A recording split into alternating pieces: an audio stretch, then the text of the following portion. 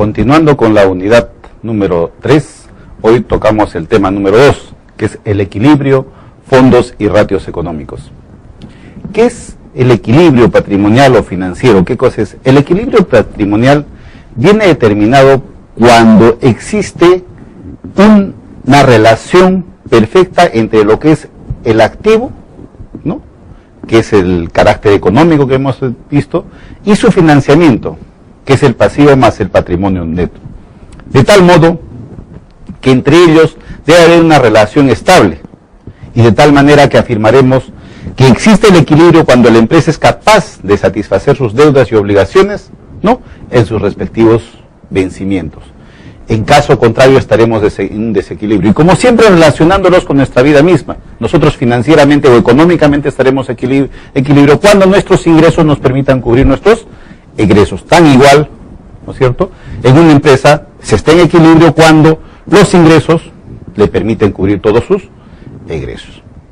Ahora, existen diferentes situaciones, ¿no?, que podemos distinguir, ¿no? Hay varias situaciones de equilibrio que podemos distinguir, dentro de los cuales vamos a relatarles las siguientes, ¿no? El equilibrio financiero total o máxima estabilidad. Esta situación se va a dar cuando, tal como lo indica el cuadrito, cuando el activo no corriente y el activo corriente están íntegramente financiados por el patrimonio neto. Quiere decir que todos los capitales que nosotros necesitamos para funcionar, ¿no es cierto?, nosotros lo estamos financiando con nuestro patrimonio. No hemos recurrido a los préstamos ni a pedir a nadie que nos dé mercadería o nos dé materias primas al crédito o a un banco que nos dé un crédito. En esta situación estamos en un equilibrio financiero total o de máxima estabilidad. Sin muchas palabras, vemos el cuadrito y es lo que nos indica. Activo no corriente, activo corriente íntegramente financiado por el patrimonio neto. Otra situación es el equilibrio financiero normal, una situación financiera natural. Surge cuando el activo no corriente está financiado íntegramente por el patrimonio neto y el pasivo no corriente, o sea que estamos financiándolos, los recursos propios y recursos ajenos a largo plazo. Al mismo tiempo, parte de este activo corriente, ¿no?, que se conoce con el nombre de working capital, corresponde, ¿no?, debe estar financiado por el patrimonio neto más el pasivo no corriente y el resto por el pasivo corriente. Acá lo vemos, por ejemplo, el activo corriente, ¿no?, está financiado por el patrimonio neto más el pasivo no corriente, ¿no?, y el activo corriente está financiado por el pasivo corriente, en partes, ¿no?, que sea en ambos casos. Quiere decir que nuestro activo corriente, o sea que lo que es de ejecución inmediata, ¿no?, está financiado por el pasivo corriente, ¿no es cierto?, y por el patrimonio neto más el pasivo no corriente, como usted lo ve. Y esta es una situación normal, ¿no es cierto? Vale decir que nosotros podemos desarrollar nuestras actividades como empresa financiando nuestro capital, nuestra liquidez inmediata, a través de nuestro pasivo corriente, pues de lo que nosotros podemos obtener de nuestros créditos con otras empresas, ¿no?, y también de un pasivo no corriente de deudas a largo plazo conjuntamente con el patrimonio neto. Acá viene el problema cuando nosotros tenemos un desequilibrio financiero a corto plazo. Recuerden que hay dos periodos, el corto y el largo plazo. El corto plazo, periodo de un año, el largo plazo, periodos mayores. Esta situación financiera de desequilibrio se da a corto plazo cuando el activo corriente está financiado íntegramente por el pasivo corriente y el activo no corriente está financiado por una parte del patrimonio neto más el pasivo no corriente y el resto por el pasivo corriente. La situación puede desembocar en un estado de suspensión de pagos, quiere decir que no vamos a poder tener liquidez para cumplir nuestras obligaciones en el corto plazo, lo cual nos va a generar una serie de problemas con nuestros clientes. Luego tenemos una situación financiera inestable, ¿no? Ocurre cuando el activo está financiado íntegramente por recursos ajenos. Tremendo problema. El patrimonio neto de la empresa no existe, es igual a cero. Los problemas de solvencia son latentes, ¿no?, por lo que es difícil que se pueda hacer frente a las obligaciones de pago sin liquidar activos o aportes de capital. Imaginemos una situación pues donde nosotros íntegramente nos hayamos recurrido a préstamos y no tengamos ningún ingreso, ¿no? Entonces, estas cosas no podrían dar, se nos agotaron nuestros medios de obtener dinero y tenemos nosotros obligaciones que cubrir. Definitivamente no vamos a cubrir nuestras obligaciones y vamos a tener una falencia y una total pérdida en la empresa. Ahora, ¿qué es un fondo de maniobra? Siempre que uno maneja una empresa o siempre que uno va a dirigir una empresa, es necesario que tenga una reserva, vamos a llamarle así, una reserva de contingencia, vamos a llamarle así. Un capital que le permita a uno manejar en diferentes circunstancias y que sea un capital de tránsito para que le permita dar su vuelta a su capital. De tal manera, nunca le sucede un desfase y en ningún momento pueda dejar de cumplir con sus obligaciones. Y esto, como lo decimos en el texto, ¿no? Con la finalidad de evitar riesgos o un desfase en el rubro de cobros, en el ritmo que nosotros cobramos, ¿no? Que generamos nuestro activo corriente y el ritmo de pagos que nosotros tenemos que tener, se tiene una cantidad de dinero que sirve, ¿no es cierto?, como un capital que ya se indicó de emergencia, que se conoce con el nombre de working capital. Y este working capital no es otra cosa que el que se encuentra en medio del activo corriente, el activo no corriente, en centro conjuntamente con el patrimonio neto, más el pasivo no corriente y pasivo corriente. Ahí en el centro nos encontramos un capital que nos permite, si alguno de nuestros clientes no cumplió con su obligación de pagar por diferentes circunstancias, nosotros tenemos un fondo de maniobra que nos permite cumplir nuestras obligaciones. O si por algún motivo tuvimos un accidente, no llegó nuestra mercadería oportunamente, qué sé yo, tenemos un fondo que nos permite cubrir nuestras contingencias de tal manera que nosotros continuemos operando. El fondo de maniobra se puede definir de dos formas. Como parte del activo corriente que no se financia con pasivo corriente, sino con capitales permanentes. O sea, quiere decir que hay un capital que ahí está determinado. Y lo decimos como el fondo, ¿no es cierto?, ¿no?, que va a ser igual al activo corriente menos el pasivo corriente, ¿no es cierto?, este fondo de maniobra. También lo podemos poner como que sea parte del pasivo no corriente, que no financia activo no corriente, sino que financia solamente activo corriente. ¿Por qué activo corriente? Porque son situaciones, lo que nosotros tratamos de cubrir, son situaciones que se dan de un momento en el corto plazo, ¿no? Y el fondo de maniobra va a ser igual al patrimonio neto más el pasivo no corriente menos el activo no corriente, ¿cierto? Quiere decir que sumamos nuestro patrimonio neto más nuestro pasivo no corriente y le quitamos el activo no corriente. Ese puede ser nuestro fondo de maniobra. ¿Cuál es el tamaño ideal del fondo de maniobra? Definitivamente que no hay una regla que nos indique esto. Esto es un manejo netamente empresarial, de acuerdo a las circunstancias en que se viva, y el cual puede ser variable. No necesariamente va a ser el mismo todo el tiempo. Tiene que cambiar, como todo, el ser humano es un ser dinámico, las empresas también son dinámicas. Entonces, de acuerdo a las circunstancias y a los estimados que se lleve dentro de la empresa, se determinará cuál es la cantidad de dinero que necesitamos para poder cubrir este fondo que nosotros manejamos. Ahora, el capital circulante ideal también debe permitirnos cubrir nuestros costos de explotación, ¿no? Entonces, por lo cual siempre debemos tener una cantidad de dinero que nos permita garantizar un periodo de maduración en nuestras actividades, que nos permita garantizarnos un funcionamiento. Y es algo que debe considerarse a la hora, ¿no?, de definir cuál va a ser la cantidad que debe tener este fondo. Bien, ahora vamos a entrar a tallar en un nuevo tema, los ratios financieros. Los ratios financieros son un cociente o un índice. ¿Y para qué nos sirve? Para analizar nuestros balances. Ya hemos visto el balance, hemos visto el estado de pérdidas y ganancias, lógico en forma general, pero también vamos a ver que nosotros contamos con herramientas que nos permiten, gracias a estos estados financieros, nos permiten poder analizar, nos permiten poder ver cuál es la realidad de la empresa, ¿no? En qué situación se encuentra, para que no sean números fríos. Gracias a estos ratios financieros, vamos a nosotros hacer que los balances, los estados de pérdidas y ganancias nos hablen, nos indiquen, nos den una realidad de la empresa. Y como bien lo dice su definición, ¿no?, es un número expresado en términos de otro que se toma por unidad. Quiere decir, ¿cuántos, no es cierto? Cuánto, por cada sol que debo, cuánto tengo de activo circulante. Por cada sol que debo, ¿cuánto tengo de activo no corriente? Por cada sol que debo, ¿cuánto tengo de circulante? Esa es la razón. Por cada uno que debo, por cada uno, unidad que he comprado, etcétera, así se expresan los ratios. Ahora, normalmente los ratios se clasifican en 3 grupos. Pueden haber otras clasificaciones adicionales, pero lo normal son 3. Primero están los ratios financieros.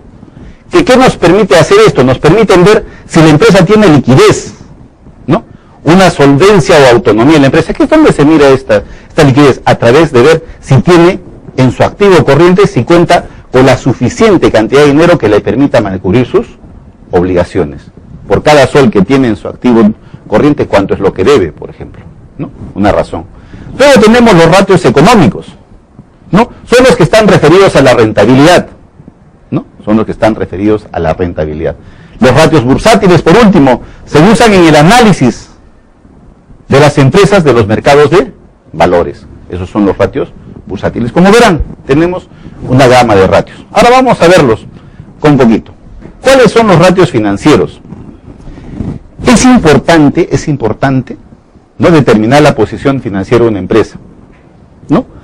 Pero a su vez, el determinar esta posición presenta ciertos problemitas, los cuales vamos a detallarlos en un momento, ¿no? Porque no todo es perfecto, pues no todo es general, ¿no?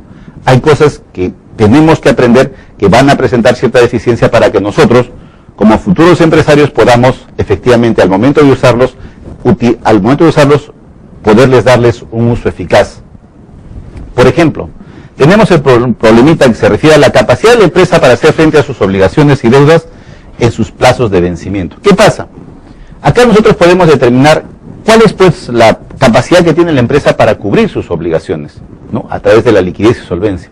También podemos ver la composición de la financiación entre los distintos recursos. ¿A través de qué? Analizando la estructura del pasivo. Podemos ver la composición del activo entre 2 distintos tipos de empleo de los recursos. La estructura del activo. La relación entre la estructura del activo y la del pasivo. Ahora, ¿qué entendemos por liquidez? ¿No? ¿Qué entendemos por liquidez? Si nosotros nos preguntamos si nosotros tenemos liquidez, definitivamente si decimos si tenemos el suficiente, sí tengo liquidez suficiente para cubrir mis obligaciones, ¿no? O tengo la suficiente liquidez para poder cancelar el préstamo, para poderme comprar algo, para poderme comprar un carro, etcétera, etcétera. Entonces, ¿qué es la liquidez? En un término general, entenderíamos a la liquidez como la seguridad o la solvencia que tenemos primero nosotros como personas para cumplir todas nuestras obligaciones financieras en un corto plazo. A nivel de empresa diremos que la liquidez se entiende como la seguridad que ofrece la empresa de que es capaz de cumplir todas sus obligaciones en el corto plazo. En razón de esto, nosotros no podemos encontrar que existen los siguientes ratios que nos permiten analizar esto. Primero es el ratio de liquidez inmediata, en otras palabras, de la disponibilidad que tiene la empresa. Y este ratio mide la capacidad de la empresa para afrontar las obligaciones a corto plazo en sus recursos líquidos, ¿no?, e inmediatamente convertibles en líquidos. ¿Cuáles son esos? ¿No? Líquidos es el dinero en efectivo. Líquidos son los depósitos, pues, que tenemos en los bancos, ¿no?, en nuestra cuenta corriente, o tal vez tengan cuentas de ahorro. Líquidos son los fondos mutuos que nosotros podemos manejar, ¿cierto? Todas esas son fuentes de financiamiento líquidas. ¿Por qué? Porque son de inmediata convertibilidad. ¿Y cómo se calcula esto? ¿No? El ratio de tesorería inmediata, que también se conoce, nosotros lo calculamos entre el disponible y el exigible a corto plazo, ¿no? O sea, cuánto nosotros tenemos, por decirles, en caja bancos, ¿no?, y cuánto tenemos de exigible a corto plazo. ¿Y cómo se verá esto? Por cada sol que nosotros tengamos de exigible, cuánto tenemos de disponible, ¿no? Y por eso es que acá la reseña dice, cuando se encuentra entre 0.1 y 0.3, significa que la empresa tiene una tesorería correcta, ¿no? Quiere decir que por cada sol que nosotros debemos, tenemos 0.1 sol, ¿no es cierto? Si es menor que 1, si es menor que 0.1, la empresa debe obtener dinero líquido del realizable. Cuando es mayor que 0.3, la empresa se encuentra con recursos de tesorería ociosos. Hay que tener en cuenta esta referencia. ¿Por qué? Porque esta nos va a permitir hacer un manejo mejor, un manejo más efectivo de los dineros que nosotros tenemos. Por ejemplo, si nosotros debemos llegar que por cada sol que nosotros tenemos de disponible un sol, entonces quiere decir que no estamos haciendo un manejo racional de nuestro dinero. Luego tenemos el ratio de liquidez o prueba ácida, cociente ácido de liquidez inmediata. Indica las unidades monetarias de realizable y disponible por cada unidad monetaria exigible a corto plazo. Este ratio mide la capacidad de la empresa para hacer frente a las deudas a corto plazo mediante los recursos a corto plazo, excluyendo las existencias, que constituyen una parte menos líquida y le da mayor dificultad de realizar. Lógico. Acá estamos retirando, nosotros estamos poniendo solamente el disponible más el realizable, más no estamos poniendo nuestros inventarios, ¿no es cierto? Y que por otro lado abajo que tenemos cuánto es lo que debemos a corto plazo. Cuando este ratio de tesorería es igual a 1, la empresa tiene liquidez correcta. Cuando es menor que 1, la empresa se encuentra en peligro de suspensión de pagos. Y cuando es mayor que 1, la empresa, volvemos al hecho, puede tener activos corrientes ociosos, que estamos teniéndolos retenidos estacionarios innecesariamente. También tenemos el ratio de liquidez general. Indica las unidades monetarias realizables a corto plazo por cada unidad monetaria, exigible en el mismo plazo. O sea, estamos en el corto plazo. El ratio de liquidez que mide, estamos teniendo las disponibles, el realizable, acá ya colocamos las existencias, estamos tocando nuestros almacenes, lo que tenemos. Y estamos colocando contra el exigible a corto plazo. Quiere decir que de esta manera nosotros vamos a calcular cuánto es lo que nosotros tenemos de liquidez por cada sol que nosotros estamos debiendo. Igual, tenemos nuestra tabla de ponderaciones. Cuando se encuentra entre 1 y 2, la empresa tiene una liquidez correcta. Cuando es menor que 1, la empresa se encuentra técnicamente en suspensión de pago. Y cuando es mayor que 2, la empresa tiene activos circulantes ociosos. Estas tablitas, estos datos, deben ustedes tenerlos siempre presente al momento que manejen su empresa. Les van a ser de mucha utilidad. Por solvencia de una empresa se entiende su capacidad para hacer frente a las obligaciones contraídas. ¿Cuál es un ratio de garantía o solvencia total o la distancia a la quiebra? Se refiere a la garantía que la empresa ofrece a sus acreedores. Y el ratio de garantía se mide entre el activo real y el exigible total, o sea, el pasivo total, la suma del pasivo corriente más el pasivo no corriente. Aquí igual tenemos una tabla. Cuando se tiene valor superior a 2, significa que la empresa ofrece una garantía a los acreedores. Si el valor es muy superior a 2, significa que la empresa no se financia mediante créditos, lo cual puede ser debido a un exceso de recursos propios.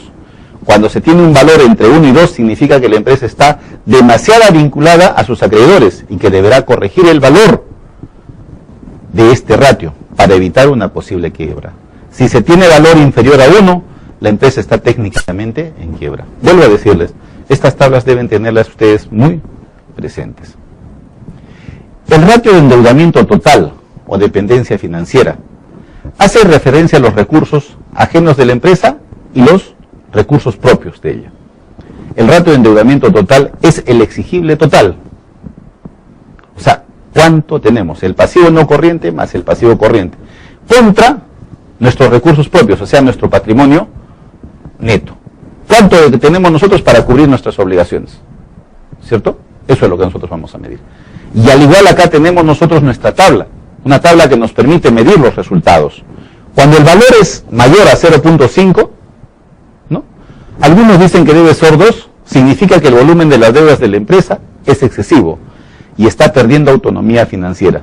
En estas circunstancias se produce la descapitalización de la empresa, ¿no?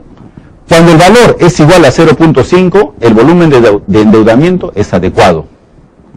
Y cuando el valor es menor a 0.5, significa que la empresa tiene recursos ociosos. Este ratio debe valorarse siempre en conjunto con el resto. Nunca debe tomarse en cuenta solo. Ratio de endeudamiento a corto plazo.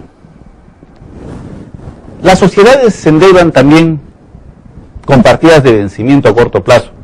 La inversión del pasivo exigible a corto plazo corriente debe realizarse con unos criterios de convertibilidad en liquidez casi automática, ya que la falta de liquidez que no permite hacer frente a las deudas inmediatas puede provocar una serie de problemas en cadena que pueden llevar a la entidad en situaciones muy comprometidas. El hecho de que nosotros no tengamos una manera o no tengamos bien planteado la forma en cómo debemos tener nuestros recursos nos puede hacer que en determinado momento no contemos con el dinero suficiente para cubrir nuestras obligaciones. Y más que no tenerlo, nos crea un problema de credibilidad con nuestros clientes, especialmente con los señores que nos proveen nuestra materia prima, qué sé yo, nos da un banco que nos dé un préstamo. Hay que cubrir las obligaciones. Y esa es la primera tarea que se debe tener acá. El hombre que maneja las finanzas debe estar pendiente de este proceso, ¿no? Luego, si nosotros tenemos un desequilibrio en la liquidez y por tanto de solvencia, y no se soluciona inmediatamente, lógico, la empresa puede entrar en una vorágine hasta llegar a la insolvencia. Y podemos llegar a un momento en que nosotros podamos suspender algún pago y quebrar. Entonces, por eso es necesario tener en cuenta este ratio de endeudamiento a corto plazo, que mide el exigible a corto plazo, el pasivo corriente, contra nuestro patrimonio neto, los recursos propios, ¿no es cierto?, si nosotros estamos en condiciones de cubrir estas obligaciones. Luego tenemos el ratio de endeudamiento a largo plazo. Los capitales permanentes deben ser invertidos en bienes de activo no corriente, fijos y sucesivamente en elementos de activo corriente, que estén ligados por un periodo de tiempo más largo. Es por eso que acá tenemos un ratio que nos permite, el ratio de endeudamiento a largo plazo, que es el exigible a largo plazo, o sea, el patrimonio no corriente, el pasivo no corriente, perdón, contra nuestros recursos propios. Estamos separando en el corto plazo, tomamos el pasivo corriente contra el patrimonio neto, acá estamos tomando el pasivo no corriente contra nuestros recursos propios. El ratio de inmovilización o estabilidad refleja la capacidad de la empresa para inmovilizar recursos permanentes. Aquí medimos nuestro activo no corriente, nuestro activo no corriente, lo que tenemos nosotros por recuperar en el horizonte del tiempo, contra el patrimonio neto más el pasivo no corriente, ¿cierto? En este caso, si es menor a 1, el inmovilizado de la empresa está financiado por recursos a largo plazo. Si es mayor que 1, parte se financia con recursos permanentes y parte con recursos con vencimiento a corto plazo. Por supuesto que esta es una amenaza con suspensión de pagos. Ahora podemos hacer un análisis económico, y este análisis económico lo hacemos en la cuenta de pérdidas y ganancias. Se basa o se va a basar en un examen e interpretación de los resultados obtenidos por la empresa y en su comparación con los ejercicios anteriores, a fin de poder comprobar la trayectoria que han tenido. El análisis económico estudia la cuenta de pérdidas y ganancias en dos sentidos. Primero, estudiar los elementos integrantes del resultado, los costos y los ingresos. Segundo, medir la rentabilidad de los recursos destinados en la empresa. Para esto, nosotros tenemos un instrumento, el balance de situación, el cual se realiza al cierre del ejercicio y nos muestra el resultado neto global del ejercicio. Un análisis de la rentabilidad basada en el balance nos ofrece únicamente una visión estática del beneficio. Entonces, nosotros debemos tratar un estudio o hacer un estudio de la evaluación de los resultados de la empresa y de los elementos contables que originan gastos e ingresos. Vamos a ver también, es importante saber cuál es la diferencia que existe entre lo que es un beneficio y rentabilidad. La rentabilidad es la capacidad de la empresa para producir beneficios. Una razón bien sencilla. Volvemos, la rentabilidad es la capacidad de la empresa para producir beneficios. Si nosotros rentabilizamos la empresa, quiere decir que estamos produciendo beneficios. Entonces, no es simplemente saber si los beneficios han sido mayores o menores, sino hay que realizar un análisis comparándolos con los años anteriores y ver si efectivamente hemos rentabilizado mejor nuestra empresa, si hemos obtenido mayores beneficios con la inversión de nuestros recursos propios y ajenos que hemos empleado para este hecho. En cuanto al beneficio, se puede distinguir lo que se llama como beneficio económico, que es el generado por todos los activos de la empresa, es decir, por sus inversiones. También se le ha denominado beneficio operativo de explotación, o bruto, o beneficio antes de intereses e impuestos, o el beneficio antes de intereses e impuestos. Y ahí las siglas. Luego tenemos el beneficio neto. Es el beneficio que queda para los propietarios de la empresa, una vez deducidos el beneficio, una vez que nosotros hacemos las definiciones o retenemos los intereses de las deudas y los impuestos. De ahí resulta que es BDII, beneficio después de intereses e impuestos. Existen una serie de ratios económicos, también llamados ratios de rentabilidad, los cuales reflejan la relación existente entre el beneficio obtenido y el capital invertido. Todos estos los expresamos en un tanto por cien. Dentro de ellos tenemos lo que se llama la rentabilidad económica o el ROA, que mide la capacidad efectiva de la empresa para remunerar a todos los capitales invertidos, ¿no? Entonces ahí tenemos que tomar en cuenta los beneficios antes de los impuestos, ¿no es cierto?, y los intereses. Este dato lo multiplicamos por nuestro 100 del activo total, ¿no? Y se interpreta como que el beneficio que obtiene la empresa por cada 100 unidades económicas invertidas en el activo. Luego tenemos la rentabilidad financiera, el ROE, la forma en que se utilizan los recursos propios por parte de la empresa. Está estrechamente relacionado con la maximización del beneficio por parte del accionista. En tal sentido que la rentabilidad financiera va a medir los beneficios después de los impuestos y los intereses en relación a nuestro patrimonio neto, que son los recursos propios que lo multiplicamos por 100 para dar la expresión tanto por 100. Y lo vamos a interpretar como el beneficio que obtiene la empresa por cada 100 unidades económicas de capital propio aportado. Para las empresas este es el ratio más importante, pues mide el beneficio neto generado en relación con la inversión realizada por los accionistas. Suele tomarse como referencia, ¿no?, para valorar el ratio de comparación con la rentabilidad que podría obtenerse por una letra, un bono del Estado, rentabilidad que obtendremos por una inversión sin riesgo. El coste de los fondos ajenos. La sociedad acude a la financiación ajena por necesidad y cuando los costos de capital ajeno permiten una estabilidad financiera razonable. Los costos de los fondos ajenos vienen dados por los intereses y los gastos originados por estos. En realidad, solo es una medida de los distintos recursos ajenos con coste que están empleados por la empresa. Entonces, nosotros tenemos una razón. El costo de los fondos ajenos son los intereses de fondos ajenos contra el pasivo, ¿no?, vale decir, los recursos ajenos con su costo multiplicado por 100, que nos va a dar un porcentaje.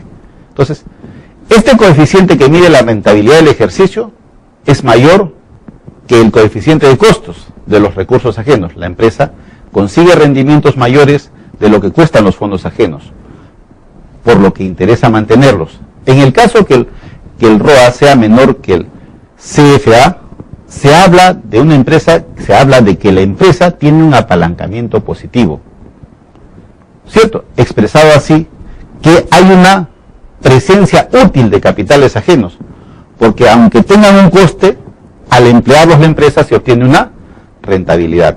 Por el ser de lo contrario, no valdría la pena realizar este tipo de operaciones.